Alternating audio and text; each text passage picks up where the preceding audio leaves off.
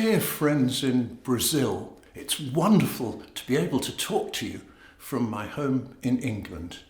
I'm John Rutter, composer and conductor, and I have been given two great questions to answer.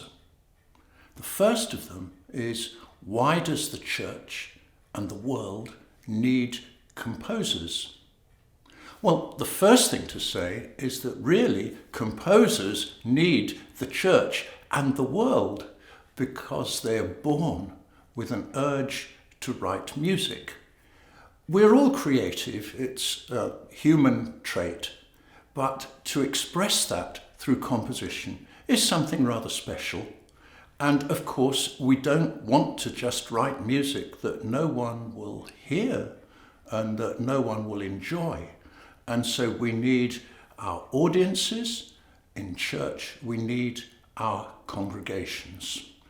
And it's really sad to write music and just put it away in a drawer and everyone forgets it.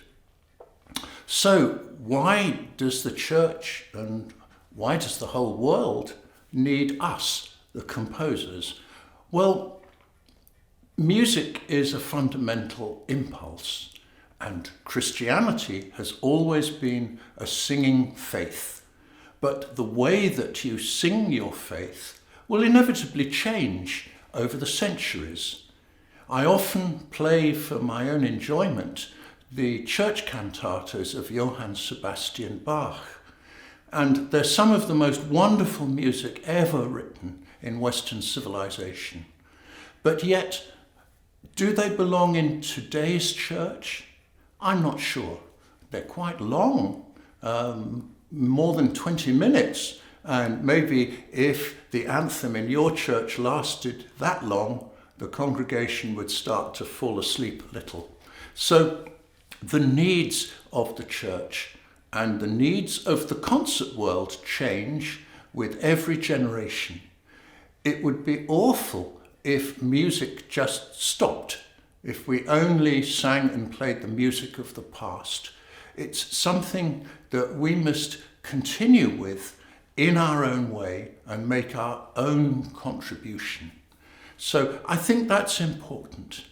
And of course that leads me on to the next question. Now I know that all of you have been studying composition and you face the great challenge of saying, well, what am I going to do with my compositions? Can I earn a living from just composing? Well, you know, when I started out, I had no idea that I would earn my living from music.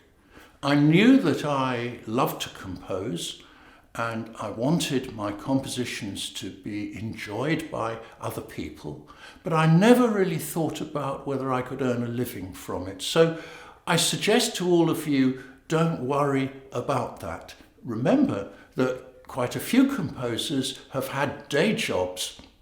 I often think of the great Russian composer Borodin, whose day job was being a professor of chemistry. So he was completely taken up with something different.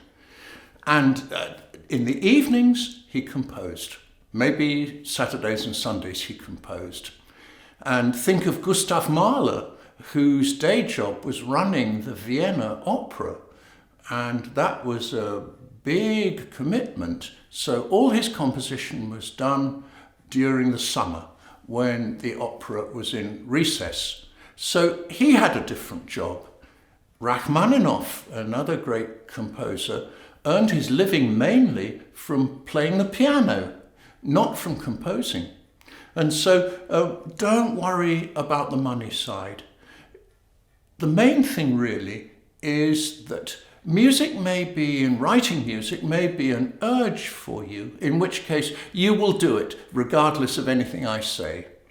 But if it's a little less than an urge, if it's what I would call a learned skill, something where you acquire the technique through study and practice, then you will always be useful. It's one of those things where wherever you go in life, you will find that there's a need for new music. and you can perhaps fulfill that need in church. It may just be a case of writing something that suits the choir you've got, the instruments you have got, something where somebody comes up with a text and they want you to set it to music. You will find that if you are a composer with skill, that you will find your skill will be in demand. So I think it's absolutely fine to go into another way of paid work. We all have to eat. Just think, there are some artistic pursuits where it's almost impossible to earn a living. Think of being a poet. Poetry is one of the great gifts to our world, but I can't think of a single poet who ever earned his or her living from writing poetry. They all did other things. So what I would say is just be the best composer that you can. Take every opportunity to improve your skills. Don't be put off by disappointments or failures. Those are sometimes the things we learn from more than from our successes. And just keep the flame alive. Composition is there in your hearts. You have learned some of the skills that go with it, though perfecting those skills is a lifelong process. With every piece I write, I learn something new that I didn't know before. And that's a wonderful feeling. Composition is fulfilling, it's satisfying, and I can't imagine my life without it. So my blessings upon all of you, and who knows where you will be in 20 or 30 years' time.